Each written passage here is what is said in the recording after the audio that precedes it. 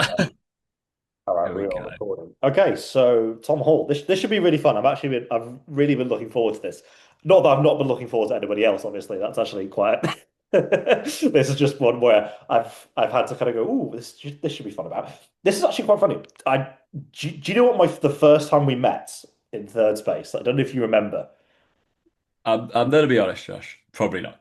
Yeah, that's fine. That's fine. So it was only because I remembered it when I bumped into you at the event last year. It was we Michael Golden was doing like a seminar for us, and I remember we were all in the yard, and he went, right, I want you guys to go fuck off, and I didn't say fuck off, but go off and design an exercise where it was like resistance profile means strength equates to strength profile or something like that. And you just went, I'm gonna find an exercise with a landmine, and I was like, and I just went, that's dumb as fuck, but I rate it. And I was like, if you want to ban a landmine, please do it. I would love to see this. I would It was love. only because like I did a bunch of like banded landmine work for I can't remember whether we were doing like Eric Cressy work or something I like was gonna say that. it sounds like Eric Cressy work. Yeah, yeah, yeah, yeah. Yeah, and that's like those are one of the things for I was like, fuck it. Oh, that seems like an easy thing to do. And obviously I was one of the education coordinators and Of course, like meant to yes. be like delivering all the education. And so I had a swarm of people just follow Tom, just asking. I'm like, Jesus Christ, yeah, that's fine. You Yeah, have no. to have to set the standard. That's basically it. Yeah. I think I remember that day. I enjoyed Michael Golden's work. Yeah, it's always Um, it's always fun like fucking around with like different exercises and just and then you just pick one person to just get absolutely wrecked on it. And it's like, let's see if this works in yeah, practice. that tendency was like the theme of the day, right? Like it was like, all right, RTS is mainly about machines, and then he was obviously like, it's not. There's a whole spectrum of continuum of work. I was like, I've never seen the other end of it, and and then it was like find a leg press, and we're gonna kill you on the leg press.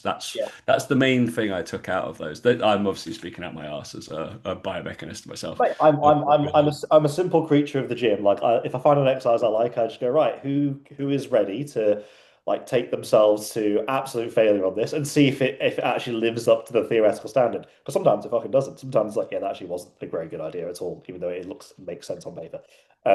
Yeah, so like this is the I've obviously done a couple of podcasts with different people talk about like bodybuilding, talk about performance. I quite like the shit that you talk about because it's very much like but correct me if I'm wrong. It's not what you talk about is like it's relatively like broad and also specific S&C training, but it almost seems like people just don't talk about this shit anymore in like the online coaching space. And this is something I don't know if you've experienced when you do a bit more education. I've done a bit more education. I do a lot of I work with a lot of coaches and have had a lot of their clients or other coaches' clients come to me through the physio route. And I look at programs and I go, does no one know how to program like basic strength anymore? Because for me, that is a very big concern. So I don't know if that's something you've noticed yourself. Yeah, it's interesting. Like, yeah, so obviously I have my coaches group. We have like nearly like 50 coaches in there, like learning and stuff, which is very cool. Obviously, just yeah, we change topics every like month. And I guess I'm niched within like I talk to coaches pretty much Mhm. exclusively, but in the broad spectrum of 1 month we're going to talk about like for example as we're recording this it's running month, right? Okay, So nice. we're doing everything to do with like running based gym stuff. So Very my cool. lecture on third lecture fucking talk webinar whatever you want to call it, everybody chats, it's fine.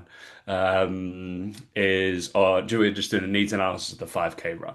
It's Mhm. like, all right, that's something that I can guarantee that 99.9% of coaches have never seen in their lives, Mhm. ever thought about, and be like, all right, but is there a broad spectrum of like, cool, I also have a needs analysis on football. We have a needs analysis on like S&C within like powerlifting or stuff like that. So we look at like a very broad spectrum of programming, but applying principles, as you're saying, Yeah. applying principles and methodologies that I believe in and I will hang my hat on and be like, look, this is how I coach. Whereas, if I'm honest, like most coaches do have a way of programming, Mhm. but it's subpar. You are correct. It's like it's this kind of wishy-washy stuff.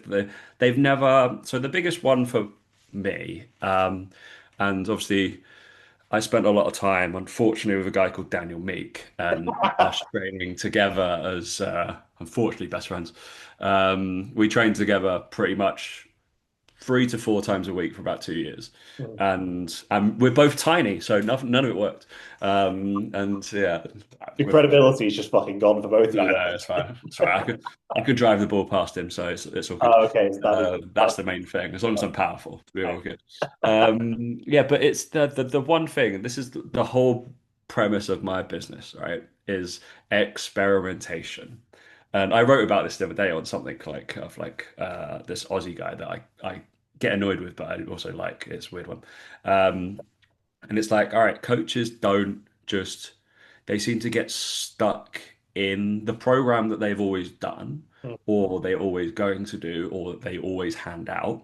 And they don't go, shit, all right, let's go and look what has Brett Contreras written in the last 2 years. Let's go follow that program. I don't particularly want to grow my glutes, but fuck it. Like I'm probably gonna have a client that does, so should I do 6 to 8 weeks of that? Yeah. Hell yeah, fucking learn it, bro. And then like go, cool, done 6 to 8 weeks of that, and then go to flip it and be like, cool, I'm gonna go do Michael Golden's like RTSs and all that kind of stuff, and be like, let's have a go at that. If some the annoyance, and I'm sure you will concur, is like it's not having the perhaps the confidence, I don't know, but just that kind of critical nature of being like, fuck it, let's have a go. And just like, it doesn't matter what people think, doesn't matter like if you don't have that particular fucking goal. It's like, all right, yeah, but guess what? You know, it's a far better business out the back of it. I think it's the way I've observed it, and it may be wrong to assume, it's like people are afraid to do something wrong.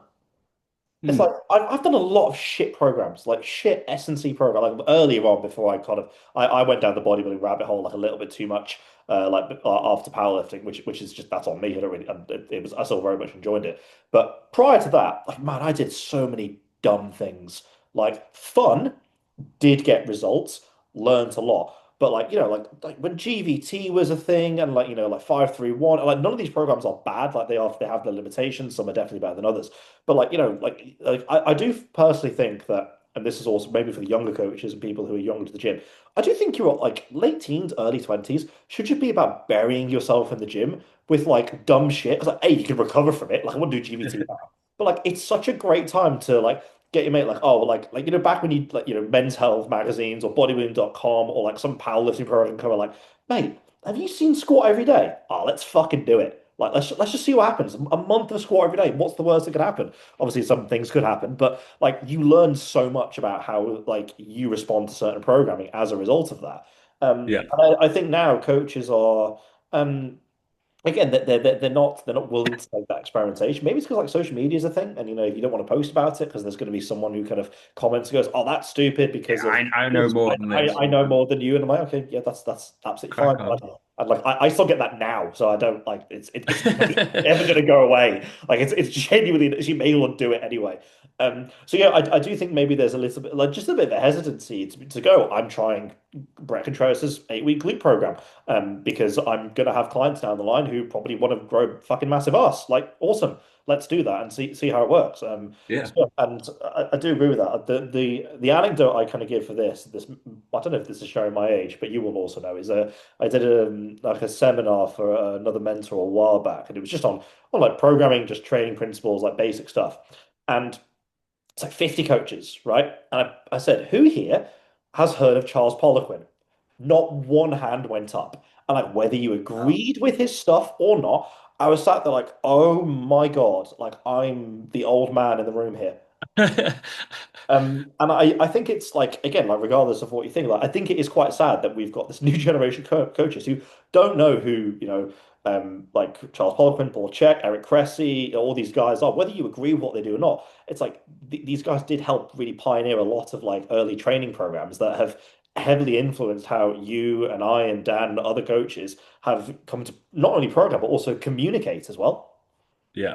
Literally, I had this conversation last week Really? in around like the table until, right? So I do some one-to-one private coaching from a facility in like Marylebone, Mayfair. Yeah. And lovely chap. Like, but me and this strong man, like, are sitting there and we were talking about reverse hyper. He Okay. was trying to describe a reverse hyper machine to us, and we were like, all right. Yeah, I understand what it is. Yeah. He was like, oh, you get out of it. I was like, yeah, it's fine. Yeah, I was like, oh, it was made by Louis Simmons. And then me and like the strong man talking about Louis Simmons, he was like, who the fuck is this guy? And we were like, what are you on about? Like, we were like, Femi, come on, mate. Like, this guy's like a really good bodybuilder. He's like, I Yeah. was like, and you've not touched. He's like, I feel like I've just missed the whole bit. I was like, all right, I'm gonna write you a list of programs and books to fucking go and Yeah. just look at. Just, just fucking look at the front page. I was like, you should have done a 5-3-1. He's like, what's that? I'm like, Oh fuck me. no, no, don't. I was like, you need to do starting strength. I was like, you need to go and do, yeah, either like I've always, I preached like a 2x4 by Brett Two Contreras. by two by four is Go pretty do solid. Yeah, yeah.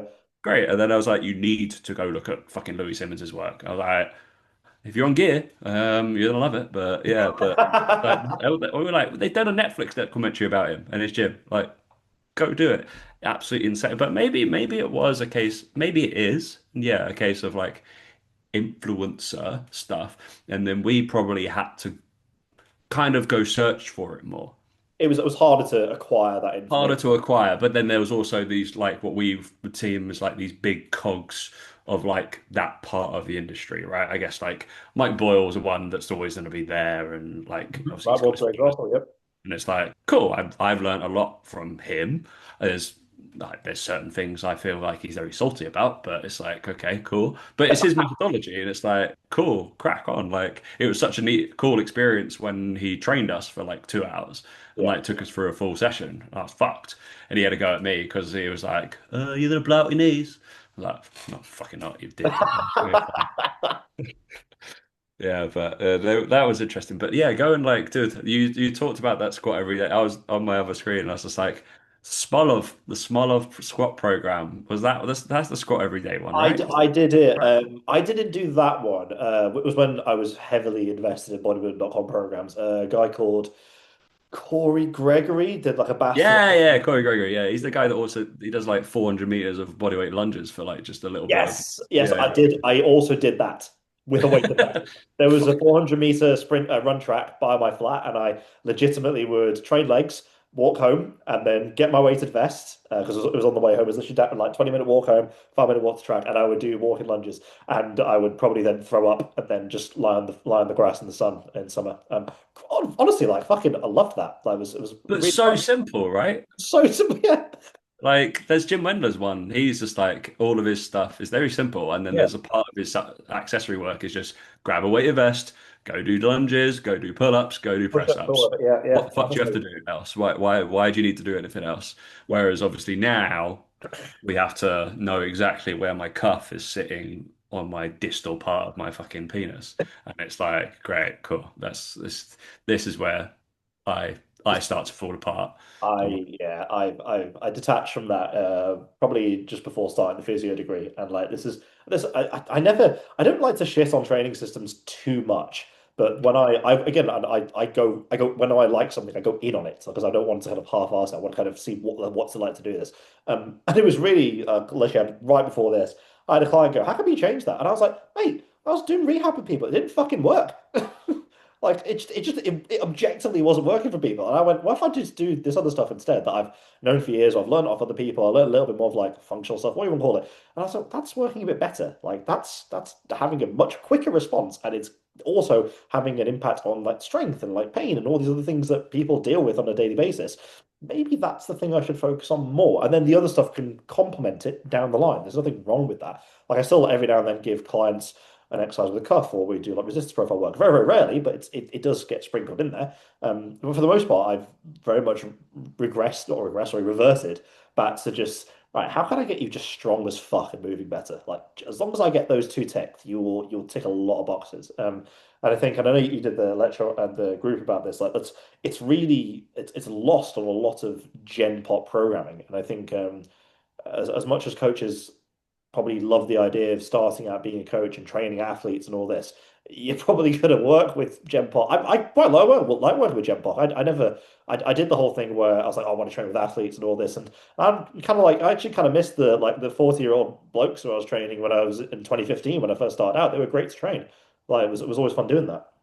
Yeah, I mean, I'm the same. Like, when I was going through my degrees, and then like when I was doing my masters, I was working for Brentford, Okay. and I was just like, Oh, cool. That was, when was this? When was this? I mean, this doesn't age me. Because I used to go watch Brentford when I was in uni, my first degree when I was in London. So I'm just curious of the timeline Might crossover. have been there. Like, yeah. I worked for Brentford. So I did my master's degree, 20. I want to say 2012. Ooh, okay. So yeah, So I would have been there 20, like at the back end of 2012, like that Summer Olympic year yeah, to maybe that was January when we went to go see them. I think it was 2014. yeah, it would have been around then. It was my second year of uni, which was 2012, 2013 that we used to go watch them. Yeah, There we go. there So we go. yeah, Just a little bit of a crossover there. There we go. I was there. Uwe Rosler was my boss. Did you So, remember that? no, no, I can't say we were avid supporters. It was a very good student night, essentially. That was the Okay, reason why we went. probably the better player would have been like Clayton Donaldson or The name does ring a Jonathan bell. Douglas or um, who else made the Prem? Just picking I out was players. trying to think. I can't. This is probably aging me. I've got no fucking recollection. There was a centre midfielder and I can't remember his name. Adam Forshaw ended up playing for Okay. Leeds pretty well. Anyway, those are the ones. But Okay. I worked, mate. I obviously majority with the under 21s in the academy, Yeah. and then was every now and again drafted up to do the firsts when people can't be asked to do stuff. And he's like, "Oh, just get the guys to do it." Oh, great, great, cool. Yeah, that was fun. But I also, what was more annoying, I was like two strings to the bow because obviously I had my S&C degree, but my other one was sports performance analysis and biomech. So I Mhm. was like, it was like he's a nerd as well, so he can do analytics. I was like, great, cool. Yeah, coding games and like looking at tactical analysis and stuff like that was always fun. And I'm a Southend fan. Uh, So guess who got drafted in to do the Southend games when we played them in fucking like League One? And they were like, well, you're going to tell us because you probably watch them more than anybody else. I was it's like like, you know I'm, exactly what to do. I'm going to tell you lies. So yeah, just like, yeah, really mock this guy. He really should. Yeah, it's wonderful. So that was fun. But yeah, with the athletic kind of population, it's like I started the same and then into the Gen Pop. Gen Pop was great. Like the Gen Pop, the people who pay your wages as personal trainers, number 100%. one. It's like the athletes probably few and far between, and guess who they're not going with? Like the person that's got 3 to 5 thousand followers on Instagram or whatever, or they're probably affiliated or ever been with something like 292, like he has been, he's a doxer of something, or is in that kind of realm and has been in the FA, for example, and they've come from an S&C like heavily institutionalized. Yeah. But taking those principles, like that was what my talk was, right? Was Yeah. like taking those principles of your body does all of this stuff and then going like, right, why the hell are we only focusing on Like the hypertrophy? tiny, tiny. This tiny little thing. And I'm like, most of your clients, I'm going to be honest, will get 90% of the way there that they're getting this hypertrophy by training all of these spectrums. So why not be good at all of these other things as well as and give them a broader kind of sense of like what they might want to do as well because you're narrowing options for them and then you're narrowing kind of your field like as well. Like, I can only do this. And I'm like, all right, well, I've got golfers, I got cricketers, I got marathon runners, I got triathletes, I got these guys. And it's like I can still apply my principles. And once they get bored of me, they can go to a very, very, very specific coach. But I'm like, no, I can get you 99% of the way there using these things. Which, yeah, I kind of denoted it to seven. And now I'm like tossing and turning. Is there only five? That would simplify even more. Yeah, which is, I was like, because I posted, I think it was this week when we were recording, or last week, which was like steal my like program. It was just Yeah. power, power, strength, strength, accessory, accessory, accessory. And I didn't write obviously do mobility and movement prep and Yeah. obviously do Obviously. conditioning. Yeah. But if this is the basis of everything, It then covers a lot. like this would be very like most that's 75% of the way of my programs. And then I tap in the other stuff that's gonna sprinkle it away. Yeah. It's like, okay, cool. Not that it feels not that complicated, but it's like okay, but it also that philosophy isn't like a Smolov or a 5-3-1. that's the thing that like even if someone was like, yeah, I'm gonna follow that plan, Tom, or like that bodybuilding plan, it's those experiences of doing those programs and understanding why those rep schemes work and why all of those stuff work, the intensity of the training works to get that result, and then putting it into the system that you enjoy. Because I still run 5-3-1s for a lot of people. Yeah. But guess what? That's their strength bit, their bit. And then I go off and do other stuff. I can't help but give somebody power development, even though they're doing a Wendler. Like that's Yeah, I just know gonna. what you mean. You have like your biases where you're like, I'm gonna be like, I know this will improve, I even though I know don't. this will make you Yeah, better at this yeah, bit, yeah, so I'm not gonna make you not do it. I'm like, I'm still gonna make you do the volume and stuff like that, but I'm still gonna make your tendons as springy as possible because I yeah. know that's gonna benefit you in the long run. So yeah, Yeah, no, should I'm exactly the same with some of like the rehab or physio stuff, or like the stuff I do with more like the bodybuilders, where like they're gonna exercise, but they go, "This isn't for hypertrophy." I'm like, I know, it's because it makes the other stuff better. Like, would you like to continue pressing without pain? Okay, you're gonna do this exercise because that allows you to press without pain. And like, that's a little bit more of a narrow view, but yeah, I do think like a lot of it is like you pick and choose your battles of like, okay, this may not be the exact thing that gets you to your goal, but it complements and it compounds to all the other qualities that we're trying to work on here. And I think like coming back to the Gen Pop thing, it's just it almost like baffles me how much a lot of the programming is taken from very constrained, low skill exercises within the gym that are very, in my opinion, the reason why it exists is because it's easy to coach it online. It's easy to have the app and the pre-recorded video of here is a hack squat versus here's how to manage your positioning in center of mass in a barbell squat or a front squat or a front squat lunge or a Zercher squat. It takes a lot more time. It's harder to do online. You can do it online, especially if you've got the experience doing it, which comes back to what we said about doing the program yourself. But I yeah. think coaches they kind of skip that bit and they go, "Oh, just give them a hack squat. It's easier. It takes the balance, takes the coordination out of it, takes the skill. Send it, work to RPE, whatever, reverse band it if your knees hurt at the bottom, and then it's that kind of very easy, repeatable process, which is the I think where we've got like a little bit lost when it comes to how to program for the everyday individual." Yeah, I'd agree because yeah, in the wonderful world of YouTube, YouTube comments are great. Um, and that exact thing happens on like obviously I post like one of my obviously like baseline exercise I program for probably every single person is a single arm dumbbell press. And people look even like Not for people look at it hypertrophy like though, is it, Tom? It's not for you're hypertrophy. insane. Why have you only got one dumbbell? And like one of the comments was like, just do the two dumbbell pressing. This is pointless. Obviously, like I was like, all right, I'm gonna go in on it because I was like in a bad mood, Oh and no. like listed obviously all the stuff that it's like, all right, what about compensatory patterns? What about this? You know, like pelvic stability. You've got all these kind of oblique natures that's happening. Yep. I was like, I guarantee you're not going to be able to press what you can like you do it bilaterally on a single arm. I was like, it's just not going to happen, unfortunately. The ratios don't work. So it's that kind of thing, like the misunderstanding of it. Yeah, of That's not being able to, because yeah, people are very safe. Like again, on another YouTube comment, I think I started obviously in running month. I'm starting to post more running based things. So I was yep. doing floating heel, Love floating heel split, stuff. a Love it. floating heel split squat. Cool. Oh, love it. On YouTube, people are like, this guy has no idea what he's fucking talking about. I'm like, I do list that I've got like a master's degree in my fucking bio, but don't bother about Oh, mate, that. And, you haven't learned TikTok, so it's not relevant. and then like one lab was like, this is pointless. I just do a hack squat That's what the single leg press. every 2 weeks, and that keeps your legs fine. And I was like, define fine. I was like, I was like, I think we're training for different things. I'm gonna Yeah, I be was gonna honest. say there's Like, yeah. I'm not concerned about the hypertrophy of the fascia in my foot, like, and how much foot mechanics and that kind of palpation on the floor of what I'm trying to achieve.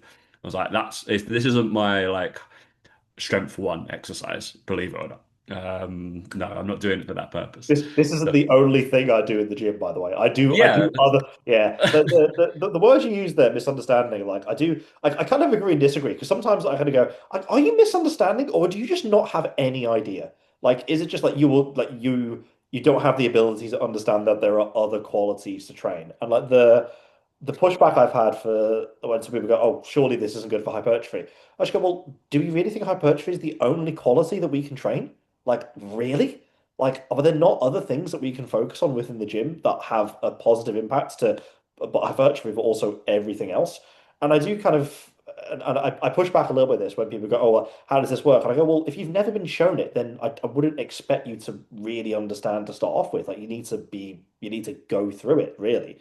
And I can imagine a lot of the people in those comments are maybe on the younger side and maybe a little bit more towards the physique and bodybuilding style where they've never been It's exposed. probably there's someone like the older side as well who Really, just that's like what stuck in their ways.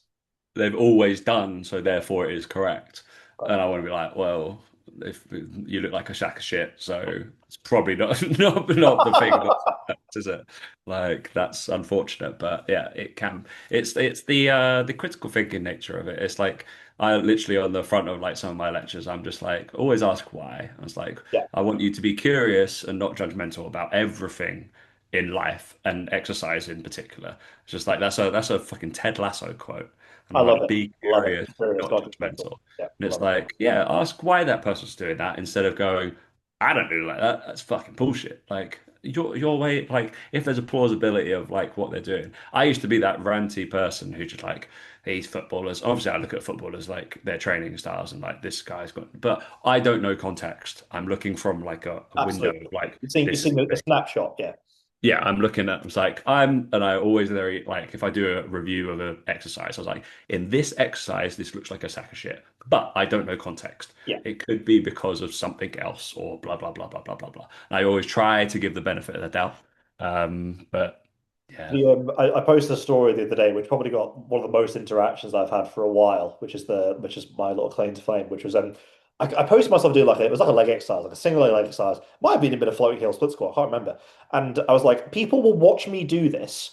Sorry, no, I was said that people will watch the Winter Olympics this year and probably discover a sport they didn't know existed because it's the Winter Olympics and it has some of the most random fucking sports ever. But they will kick off watching me put my foot slightly not fully on a plate for a leg exercise that has existed for so long, and that variation has existed for probably longer than they've been alive, which I find mad. Yeah.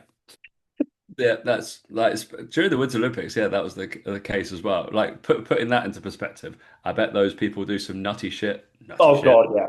Like some weird stuff in the gym, but it's like it's the minimal. It's like the yeah, 5% of like what is specific yeah. because they may need it to jump down onto their skeleton bob. But Well, whatever it is, yeah, yeah. that Like whatever it is. But I can guarantee probably like the bobsled people and those skeleton guys are doing they're floating heel. insane shape. They are But yeah. like absolutely fucking stacked. Did you ever watch? This is a bit of a tangent. Did you ever watch Physical 100 on Netflix? Oh, It was this like Korean like physical like game show, and they basically took a bunch of athletes in Korea from multiple different disciplines, from literally like fitness influencers, bodybuilders, strongmen, powerlifters, all the way to Olympic athletes. The guy who there was like a is it single like a single bobsled. Honestly, he had the most ridiculous physique of anyone there. Like it was like more so than some of the physique athletes and bodybuilders there.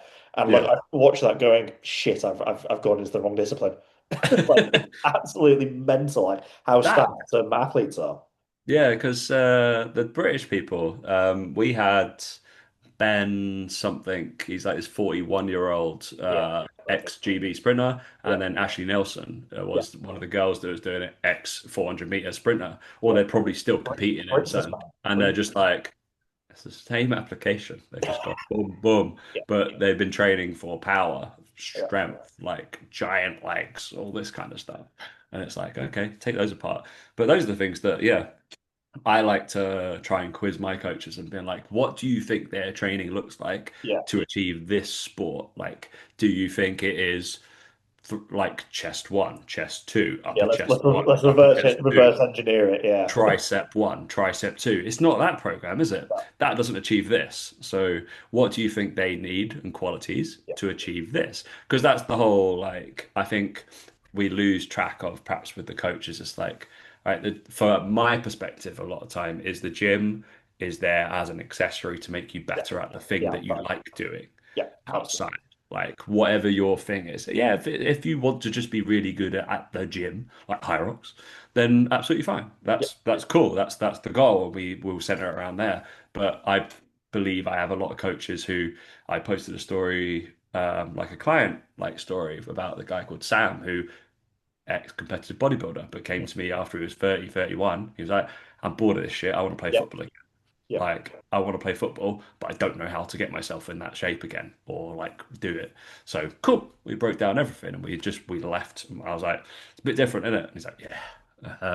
Yeah, like I imagine mentally the transition must have been quite hard as well because you go and you completely like reorientating your training, not even your training program, but your training purpose as well, and like how you observe your training. And it's ironic because it's literally right before this, I had a call with one of my clients who was like ex-competitor in incredible shape, and he's kind of gone, I've gone as big as I can be. I kind of want to run again, like not excess, just he's like, I want to be able to do the run, like if I want to do it, as opposed Yeah. to I just want to be jacked, and if I run for the bus, my knees are going to fucking explode. So like, how would you like to use a client as maybe like a bit of an example? Like, how would you transition from the like, the meathead who loves the like, getting an absolute pump to go? I kind of want to be able to move around a bit more, do football because like the anxiety I imagine is fuck, am I going to get smaller? Am I going to get weaker? Like, what's my training going to look like? I imagine it's a lot to kind of go through. It's fun. I've literally just taken on a guy in the last couple of months who is that exact client. Okay. They're called Davey. Um, Loads of gear, fucking massive, like strong as hell, really cool, really lovely guy though. And he's just like, I just want to learn. Cool. So I'm like, all right, we're stripping this back and we're starting from scratch.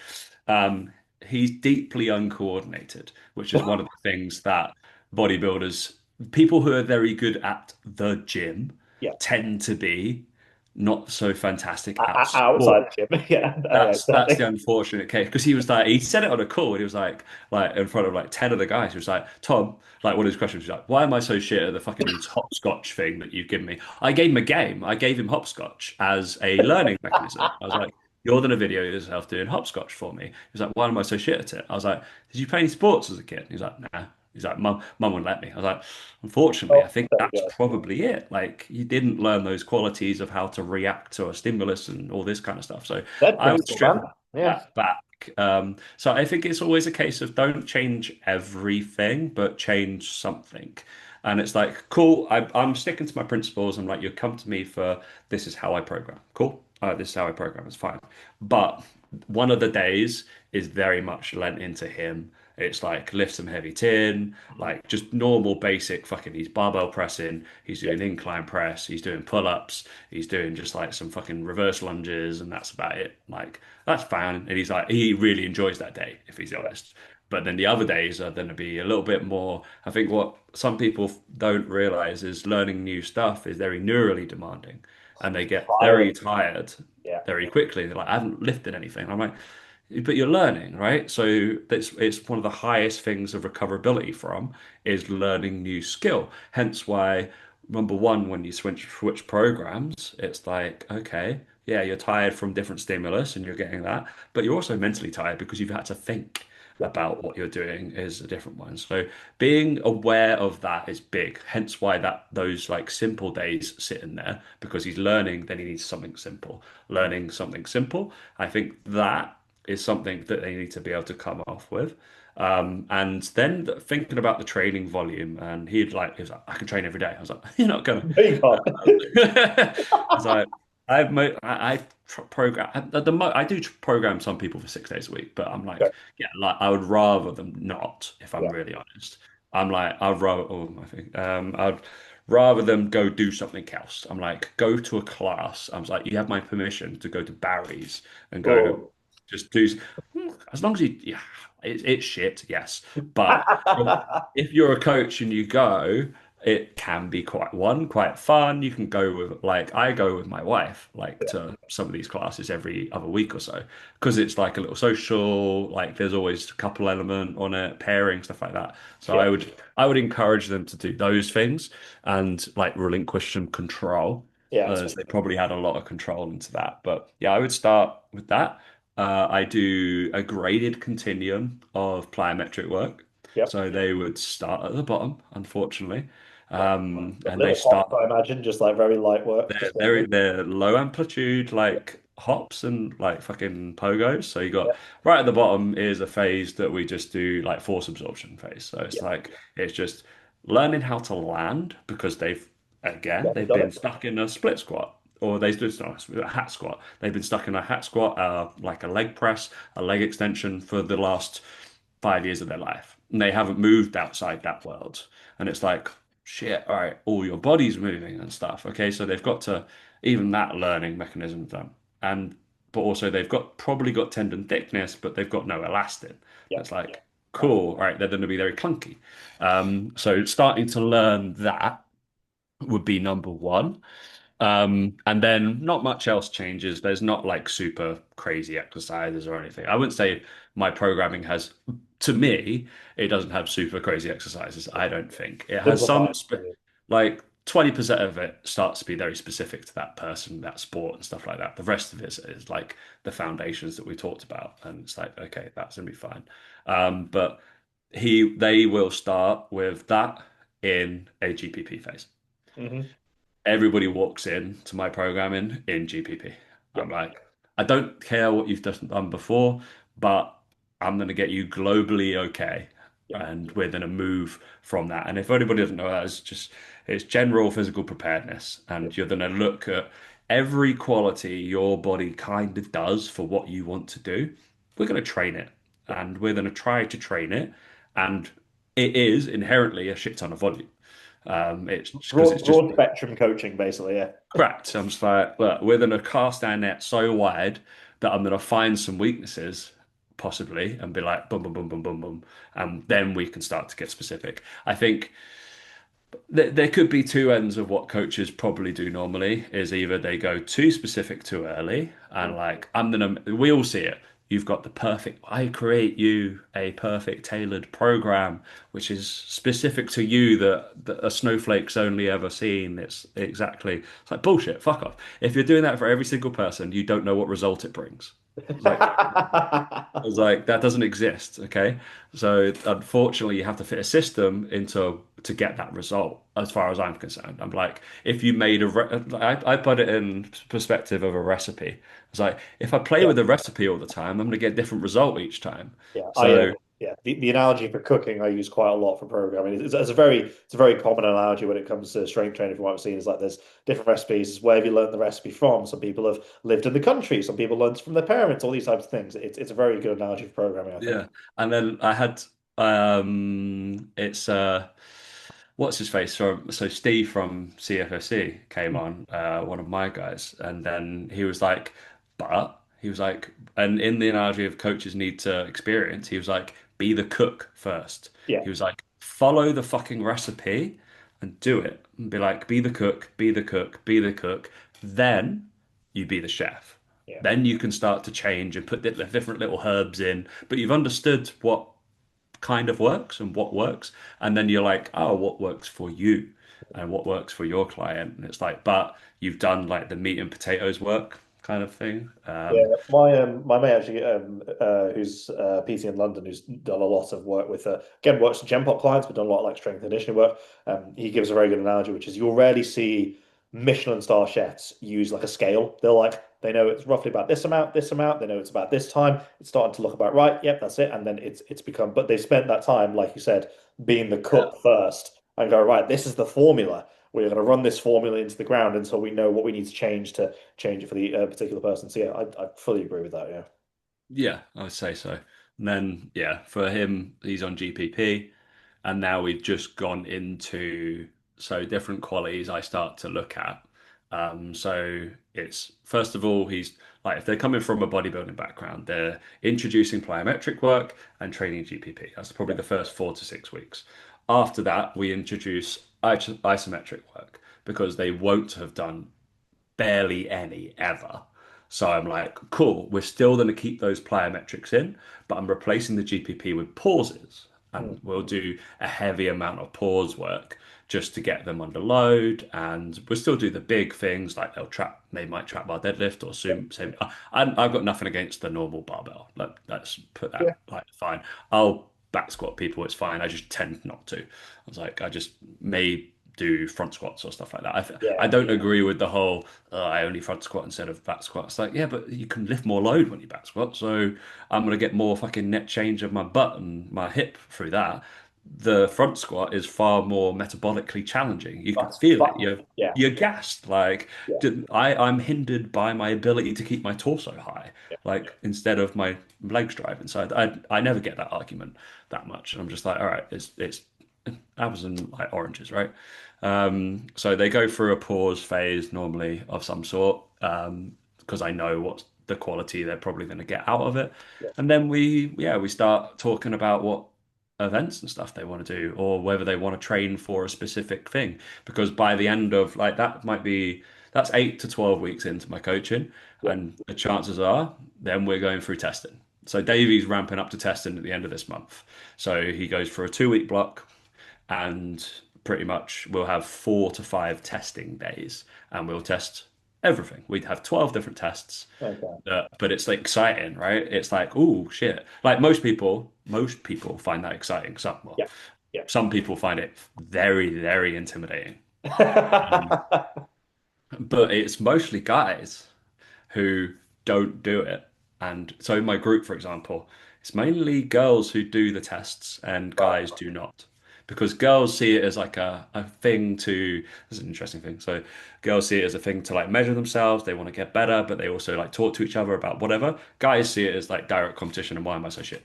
It's like Or the what glass half full, glass half empty type of thing. It's why like, I yeah, used to be there's always I used to I be able used to to do do that. this. Oh God, yeah. Ah, well, you can't now, Yeah, so yeah, let's yeah. let's When I was when I did orthopedics, the most common thing I'd hear from every single person who got a knee and hip replacement was, "I used to do marathons," and I'm like, yeah, "Your BMI is 35. Whether you used to do them or not, you don't do them right now, so that's not really important to yeah, me." it's not. Like, It's relevant, but it's not. I was like, it's really not anything, any information I'm going to be able to help you with here. Like the pro, like, the damage is done. Like you've got a new knee. Let's do the important shit now. Yeah, it's a very common thing. I can see. I think with guys, maybe there's anecdotes a little bit more of an ego, like you said, where it's like, fuck, I can do this. It's like, well, yeah, you've not trained for that for 10 years. What do you expect? It's like, and you're Yeah, probably carrying a hell of a lot more muscle mass. Like, I think I could sprint like, 100 meters in 13 seconds when I was a teenager because I was probably sub 60 kilos. If I did that now, I'd probably snap a hamstring, to be honest. So yeah, in so my brain, I can still do it. I oh, know. I reckon I can. I have this. I've had this conversation with quite a few bodybuilders, like who are more switched on. I'm like, I just want to do like a paddle session with the biggest guys, and just see who gets hurt first. Just see what happens. Like, just put it on YouTube. Let's just see how bad it is. Like, and see who just gets gassed instantly. Like all do it at a relatively similar kind of like level of training, like similar off season or prep, whatever it is, just to see. I think it'd be quite a nice experiment. That's unfortunately one thing Davey has realized that I program conditioning. Oh Yes. dear, oh dear. Um, Not not yeah. not steady, not steady state cardio at 70% Unf- max heart rate, zone no, two, it's not. on a cross trainer for 20 40 minutes. minutes on the fucking stepper, and then your heart rate must hit this or burn this many Like calories. that, yeah. Unfortunately, I don't do any of that rubbish. Yeah, I train for, all right, you're doing anaerobic or lactate Yeah. power today. That's what you're training. And they're like, what? There, And I'm there like, are yeah, there are energy systems that you can train within I was cardiovascular. like, just as much as we can do plyos and strength and hypertrophy, we can do that with your lungs and your heart and your respiratory system. It's like, yeah, we need different qualities to make you better Yeah. in the gym, which is again, maybe through the eyes of Hyrox and stuff, people are maybe doing better, but then there is still a lot of like, just do as much as possible. Yeah, Is there's more exposure, but there's probably less like intelligent organization of creating that exposure, at least from my experience. So yeah, one of the ones that we'll talk about like in the group this month about running is like the standard protocol of people starting to do a 5K. Yeah, Very normal goal. Park yeah, run, super like popular, right? straightforward. Yeah, I guarantee everybody or every PT I have a client that has a client does park run. And it's like, okay, how are you going to start to, why should they use you instead of Runner app? yeah, Why should they? Like, you should be way better in the gym. You should be yeah. 1,000 times better than what they can produce there. But also on the runs and stuff is very interesting because they don't to particularly start to specialize. in stuff. It's very generic. It's like recovery, speed, Yeah, long run. That's what you get that's it. every Yeah, single time.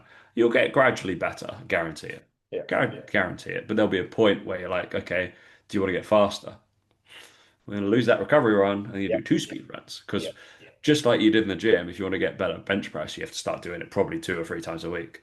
Like, okay, we need to get faster. We have to do yeah. that 2 or 3 times a week to do that kind of stuff. So it's starting to learn those things and not being like I think it's a cookie cutter of like this is what we It normally is. do. Cool, that's fine. It Yeah, is. It is. And I'll I've follow definitely that had approach. that. I've had that phase with my coach where I'm like, I'm repeating the same system, but my clients are not getting the right result. So clearly, there's something I'm missing, and I've had that myself where I've done literally like, yeah, we do a pace run and we'll do a PB run each week, and I go, okay, that actually works quite well for a lot of people. There's some people I'm like this actually isn't yielding the progression of results that we need, and there needs to be a change.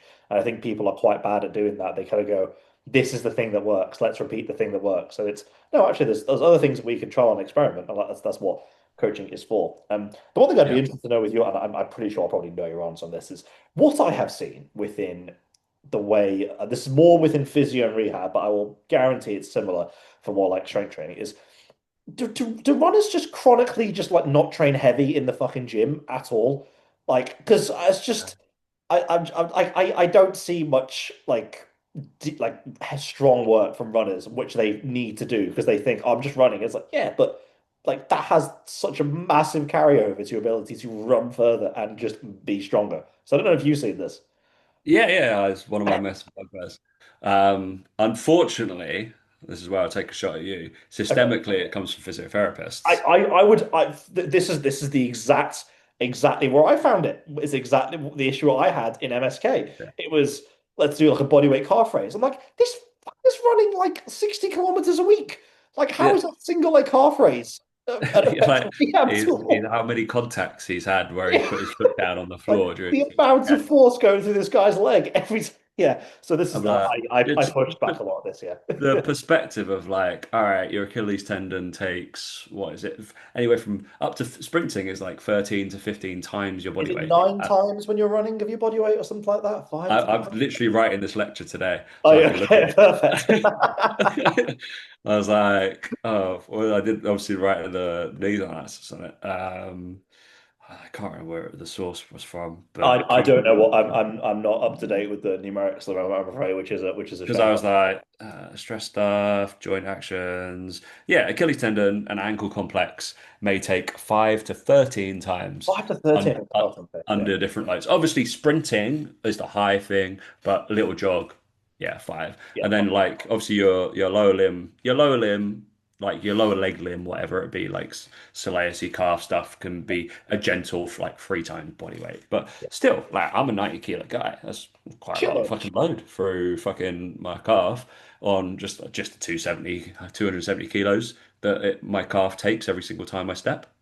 Okay, cool. Yeah, so we can probably load you because it's obviously it's not an overload of whatever it can probably take it. Yeah, But and you realize how strong your tendons are if they're able to have those forces. But yeah, it's annoying. I'm going to be honest because yeah, there's a lot. I want to like record a lot of these people's like programs or there's one that got me this girl called Physio Holly and she posts like unilateral kind of RDL work all the time, which is inherently like with a 2 kilo dumbbell or something. And then it would be like paired with pogo jumps and yeah. then single leg calf raises like every single Where time. is the load?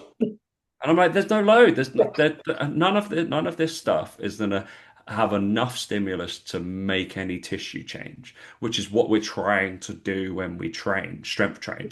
And like I've had it from physios before, like when they write back, they've done this client has done their glute bridges, their clams, their big strength training did not work for this client. I'm like, you didn't fucking strength train. That's probably why. oh, Because like the 15 body weight glute bridges from the floor probably not enough strength training for that person. People can be inherently they are weak in the big like biomechanical exercises, but some stuff they're stronger than they think. Like so big ones for me when runners come, I'm like, all right, we're gonna load that sled up. Cool. That's a Love perfect thing for you. Like instead of like let's think about specificity. It's like the runners can be like, oh, I don't squat very well. Yeah, you don't. You don't squat. Like it's not that you don't need to. You can do trap bar deadlifts. You're gonna get the same qualities, and we'll just turn it a little bit quaddy. It's okay. But sled work, awesome. Cool. Load that bad boy up. Just do 10 paces as heavy as you possibly Yeah, can. love a heavy That's sled push. Yeah, that's probably going to be good. You're going to get that massive stretch through that Achilles tendon, like really go through that. But yeah, I would, in your statement, yes, I would say that normally runners underload themselves or undervalue themselves in the gym. It goes back to like what I said. I was like, I want you to do the stuff in the gym to make you better outside, whereas they don't. They either see it as just injury prevention and nothing yeah. to do with your performance. Yeah, this is Probably not. the thing I found from the visit. Like, I've definitely not underloaded, but I've given more like rehabby stuff to run and climb. But then I've also been like, right, here's your split squat, here's your sled, here's your hinge that I want you to load up. Like this stuff at the start, especially if they're a bit more acute, it's more of a right. We use this to create a bit of an awareness of how it's feeling today. See if like if it's a bit pissed off today because we did the run fine. We can use it as like a almost like a litmus test for like how heavy we're going to load, and sometimes that does work. But for the most part, I just go, look, this is there to primer, warm up, whatever you want to call it, that kind of first kind of A series. But then I kind of want you loading up that split squat heavy. I want you loading the sled at the end of the session. I want you doing like a GHD hip flex arrays or whatever the hell it is, or like a like I want you to stack up the seated hand curls so we get a bit of hamstring hypertrophy in there as well. Like there has to be some overload of quality, but coming back to the physio call out, which is very valid, it's the biggest caveat to that is, and this is where like I try not to try not to shit on physiotherapy too much, but I would argue that the average strength coach can probably do more than the average physiotherapist in that kind of post-acute rehab phase because physios don't know how to fucking program. Like they actually don't know how to orient. They know the rehab exercises for the pathology, when they are acute and potentially flaring up a little bit, which is obviously very, very important. But the irony is the body is very good at healing things anyway. So some physiotherapists could almost just not do anything and probably get the same result, and then you have to go to the strength coach anyway. So I do say to a lot of physios, hey, do you actually know how to like? Do you know what progressive overload is, or like, do you know how to express it within a program? Do you know that you can load people up? And the answer, unfortunately, is no. When I did my degree, okay, guess how long the exercise module is when I did my degree, undergrad. I work with a lot of physios, and yeah, I think is it like 3 days worth of like It was exercises? it was roughly it was 2 weeks. The module Okay, lasted two two weeks, but weeks. I think it was 2 days in 2 3 days in uni, 2 3 days online. So let's say a week roughly. Yeah, The examination was less than what you would probably do for a level three personal training qualification. At least when I did it in 2015. I don't know what it is yeah, now. And it was one of those things where to me, like it burst the bubble where I went, oh wow, we're actually not doing like which we're not doing much exercise. Ironically, physio as a profession now is moving quite far away from manual therapy or manual treatment and focusing heavily on exercise, yet not teaching it, which is just it's left this kind of very, very weird gap. And it's why I do think a lot of strength coaches are both probably getting very frustrated, but probably getting better results than most physios. yeah.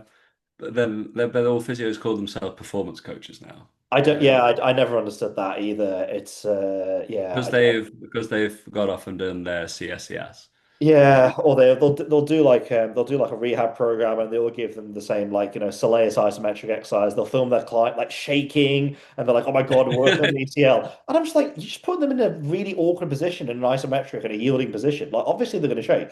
Like that Yeah. doesn't mean you've had any improvement. And they go, "Here's our little bent knee calf raise, great exercise. How much they're loading with it? Okay, cool, 5 kilo dumbbell. No one gives a fuck." Like this, there was all these things that I kind of go, right, okay, it looks great for Instagram. It looks really viral having your like, here's three plyometric exercise that you need to learn. And it's like, okay, do you know how to grade that for your client? Do you know when to add that to your client's program? Like when they need to be exposed to that? Or do you just know that they exist and you can film them within a session and then post them? And that's the thing I'm seeing a lot now with a lot of the newer physios. Yeah, the plyometric one is very funny. I've recently just obviously coming out of lecturing about plyometric continuums. It's not an exact science, and I'm always very like upfront of like, look, you can move people up and down this and move it, but based off your things. But Yeah. this is the general methodology where we go through these 5 phases to get here. And I'm like, why are people doing stuff like drop jumps and well, drop jumps are fine from a Yeah, small impact for most people, it's absolutely fine. But drop jumps into splits and all this kind of change around, I'm like, that's yeah, phase 4 to 5, dude.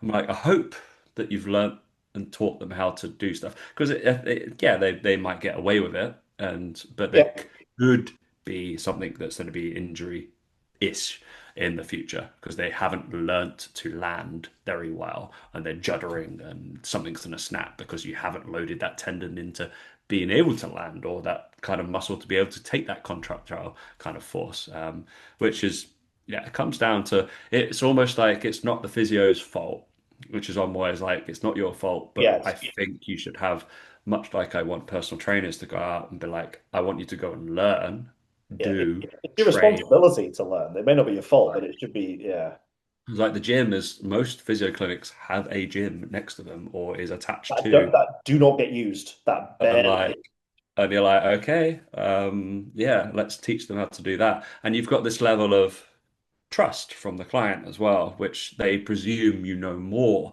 perhaps than a PT, a regular PT or whatever, which Yeah, yeah, which is fine. But it's just like, all right, when you're kind of like mapped up against someone who's knows what's happening, you're like, "Oh, come on, man, like load it or do something different or let's just it's like I was the big thing. I was just like, why? Like one of those ones with videos. It's like, all right, you've got that running client who's rehabbing with their calf raise. Cool. Whilst you're resting, could you not just like do some like half knee and low bed press or something? yeah.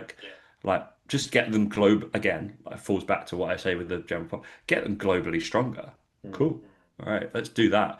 And that's one of the annoyances I feel like that would be. But I would assume that so probably what needs to be more readily available is like those kind of strength metric tests Yeah, for they return. are sometimes used. Like there are some outcome measures that are used. I think a lot of them are just a little bit outdated. And also, you have to take into account like, if you've got like NHS versus private, it's a very, very different scenario, very different amount of time. There's also availability. So it's multifaceted. I'm not saying but my opinion is the thing that will fix all of physiotherapy just because I've seen a very small amount of it. It's also, it's when it's private, it's very much up to the clinician's discretion. I do know physios who work out of gyms and do apply like pretty decent levels worth of training. I don't know what the results are with the clients, and again, it's kind of like what we said before about seeing someone's training, seeing someone's rehab is also a very, very, very close snapshot. It's very easy and I try to be a bit sparing when I do this, where I say. I had a client for a week, we did this, and then the knee pain went away. Because that could be the case this week, but 2 weeks later, it could come back. Like that doesn't mean I've done anything magic or anything like that. And I see a lot within social media where it's like, ACL repair, they're shaking and they do like a calf raise. This is what you need to do for it. But I was like, yeah, but like that looks great. But has in 6 weeks' time, is that person going back to sport? Are they able to squat again? Like, are they actually able to do these things? Rehab is a very long-winded process, much like is strength training and focusing on these qualities. So I think there probably just needs to be a bit more transparency within physio from a social media perspective. So like you mentioned, what was it like that physio girl was like, light RDLs and calf raise. Like that could be great for, your 60-year-old who's just had an operation or whatever it is, and then it's all right, how do we progress that? There just needs to be a bit more of like we said with coaching, just a bit more of an intelligent approach to like a long-term programming perspective. Because that is a thing that, as you will know, keeps you strong and relatively injury free as you start to progress through a training program. It's not just one thing; it is all of those qualities. Yeah, 100%. And like most of those, unfortunately, most of the running programs look like movement prep to me. And Yeah, I've been guilty. I've been guilty of that before, where I've done more of like the lower end stuff. And like it obviously does work from a symptom management. And then I go, well, they're not fucking progressing with their runs or their training, so that doesn't matter, does it? It genuinely doesn't matter. yeah, Yeah, which is tough. It's yeah, I will still stand by like a lot of strength coaches can do not more than what physios can. It's just they probably have better systems because they are aware of those qualities. Which is just it's hard to see. And like I say this with some of the coaches I work with, especially the ones who work with one-to-one, is if you get clients who are in pain, have a referral system with them, but like you can actually do a lot in the gym. Like don't think that because you're not the physio, like you can't progress someone through a rehab program or through some sort of program that works on these things. It's just don't confine yourself to bodybuilding, ironically, which I think is probably what does more harm than good, in my opinion. yeah, which is probably the case. Is like Yeah, I get people I would send out because I'm not allowed to diagnose, obviously. Absolutely. And I'll be like, I think it's this. Um, and But then they'll be like, but I'm not allowed to diagnose. Please go see the physio. Oh, you're all right, Tom. Thank you. Cool. All right. Well, we can follow the protocols and they'll send me the rehab like sheet and blah blah blah. And we're like, cool, we can jazz this up a little bit. yeah. Like we're just gonna sprinkle Is it some like the SpongeBob meme where it's like, this is useless, like straight just fuck that just off. fuck that right Bullshit. off. I'll just be like, all right, the general theme of what he wants is this, but we can make it perhaps a little bit more specific. And Yeah. I know a little bit more qualities because I trained you for 2, 3 years as well. I know what's going to react with your body and how you're going to take stuff on board. Yeah, or the case I've seen where it's stuff that they're already doing. It's like you get gym-based population, people going to physios for like, oh, I've got a little bit of hamstring tendinopathy. It's like, okay, what should you do? Oh, single leg RDL is pretty good. It's like, I'm already doing that with 30 fucking kilos. Like, what? Like, how does this help me? And it's like, yeah, there needs to be more education of programming and load management and all these other very, very, very cool things that I think are. I just don't think that they're not even discussed anymore with coaching, which is kind of sad. Like, and like we could probably rant about this all day, but like for me, I kind of go, there's so much cool stuff that you can do with clients as a coach. Like, not even to do with the clients. Like, it's so much like fun stuff that you can learn and do with your clients that can just expose you to different understandings of training. And I think just confining yourself to, as you've seen going on Instagram, being like this optimal exercise for the biceps. I zone out when that happens, honestly, at the moment. That's the one that yeah I like. I posted a I story. still love bodybuilding. I still train for aesthetics myself, and I don't give a fuck about it. It's Like, fine. that Like should say something. I put hack squats in my program last Yeah, month. I was yeah, like, it's fine. It's a tool for whatever I want to use it yeah, for. It's absolutely sound, but it's the whole completely like shutting down something because it's not optimal or like that's pointless. You can do something that's better. Very, you could, yes, 100%. I totally agree with that. But there's like, I wrote that like 80% of it, my training looks very much like it's meant to be optimal. It's big bang for buck exercises, cool. But 20% of me wants to fucking like have a go and yeah, be like, let's learn why it's not optimal yeah. and like understand that rather than take, there's this Australian guy called Angus Oh, something. Bradley, Angus Bradley, yeah, Yeah, yeah, I like I that. like his content, but I also dislike his content I as I well I agree. Yeah, I know exactly. because I totally agree with his principles and like you should be just be like throwing heavy tin away, like this kind of stuff. I'm like, but it's he always puts it to the detriment of like, oh, I won't try any of this other shit. You don't need to do it. And it's like, nah, like, yeah, cool. 8% should look like what he's doing. 100%. Totally agree. But 20% of it should be like play around with some plyometric drills or play around with some different weighted machines or do a different like Yeah, thing just so you can learn what you enjoy yeah, as well. That's one of the big things because we're not going to be like athletes anytime soon, no, like I mean, competing for money and stuff. It's like it's fine. Like yeah, go see what do you enjoy? Do you enjoy that hat squat? Cool. We'll try and work it out into more programs. All right. yeah. So It's not my life, so I'm not confined by this like need to only do that. Yeah, I like Angus' stuff. Anyone I follow, I like most of their stuff, and I'll go, I kind of get why they say that. I don't agree with it. Like, I don't think I follow Angus anymore, but like I think for me, it's like a lot of the advice was just a bit too general for me, and I do like zooming in every now and then and going, actually, I don't agree with that for quite a lot of people I've seen, but I do know why you've said it. So there's always kind of that. I will always try to push back on like nuance a little bit more, but as you said, agree with just go and pick some heavy things up, and then like they pick things up. Yeah. pick everything's up, and like they did their competition they did in I don't know which gym it was. They did like push pull run, which was like max effort bench, a 1 RM bench, 1 RM deadlift, and then I think it was a mile run in the same event. And I was like, I like that. I like it's not Cool. not a sport, it's not powerlifting, but it's hit, we're gonna just trial this really like not dumb, but this like this random thing. Let's train for it. Let's just see what happens. Let's just do this for like 3 months and then see who wins, and then we'll have a laugh and have a good day about it. Like I think that's um And I think the High Rocks probably captures that community aspect probably a bit better than a lot of sports. But I think that is what is missing from a lot of parts of training at the moment, which is like we all just enjoy this thing, we're going to do it. And like I know bodybuilding has its own kind of like niche cliquey community, and I'm sure it is as good as everyone says it is. I'm sure it's as bad as everyone says it is as well. But I feel like other parts of the gym don't have that as much. Yeah. Yeah, I'd probably say so. Yeah, like that kind of community building's trying, like CrossFit obviously was the biggest thing that kind of did Yeah, it, that kind of competitive nature. And then they just do bonkers things anyway. So it's like, okay, cool. Then Hyrox is doing really well. yeah, And yeah, I think is a good thing. Um, Obviously, I train a fair few Hyrox. of I course. use the air quotes athletes. I'm an Being ex-bodybuilders or runners, basically. That's about it. And yeah, I think it's community, like it's good that it's all low skill. It's training for different qualities. Yeah. Essentially, it's training for running most of the time, and then you just get a little bit stronger. What do you think Athex, about that? Athex is the one that I do like. Yeah, Yeah. I think it is definitely more. You have to be good at multiple things in the gym.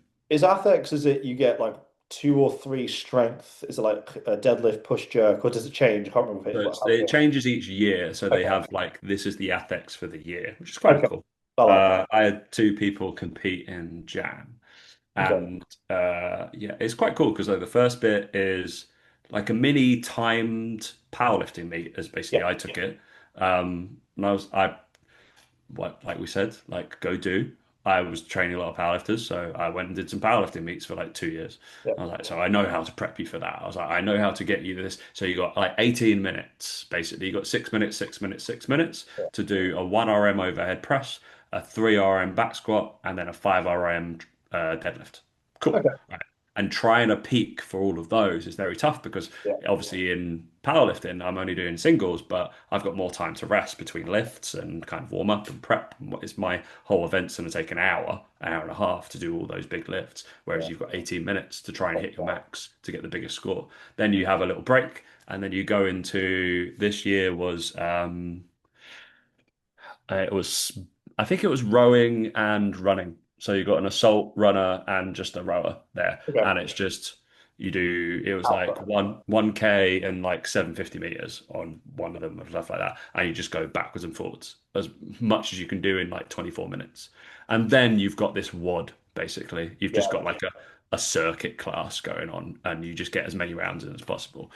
Those two are very similar, but you probably still have to have the relatable strength, the endurance for the WOD thing, and then obviously a good engine. Aerobically, you need to be pretty fucking good. So probably 90% of the run row is going to be just aerobic capacity, which is cool. Can you handle it? Yeah. And then the first bit is just pure strength, really. So it's like, cool, I've got like three different aspects of fitness, and I've got to train all those qualities, which if we circle back to where we started, if you're trying to compete in something like that or that looks cool to you, bodybuilding or that fucking split that you got from level three ain't it, right? It's not gonna you're gonna be found out very quickly. Oh, Even yeah. something as simple as high rocks, it ain't it. Like, Yeah, yeah. This is the conversation I have with people who come through from a rehab perspective of High Rocks. And I've looked at the programs and I kind of go, you are tagging on running onto not bodybuilding, but like more powerlifting. And I'm like, you're still missing a lot of like really important factors of training here. Just and that you can't just like slap a layer of running on top of a standard program and expect the outcome to be this is High Rocks. It's like yeah, you can still do it, but you're probably not going to have a very fun time doing it. I imagine it's probably not going to be the best event. You'll be gassed by the time you do like the probably the third exercise. So yeah, it's yeah, I fully agree with that. Like there's just a lot more opportunity for programming that I think that is discussed on social media, which is obviously where everyone gets their information nowadays, which is a shame. But yeah, so yeah, the solution is just join the group. Is that right? Yeah. There we no, go. honestly. Fucking easy. Yeah.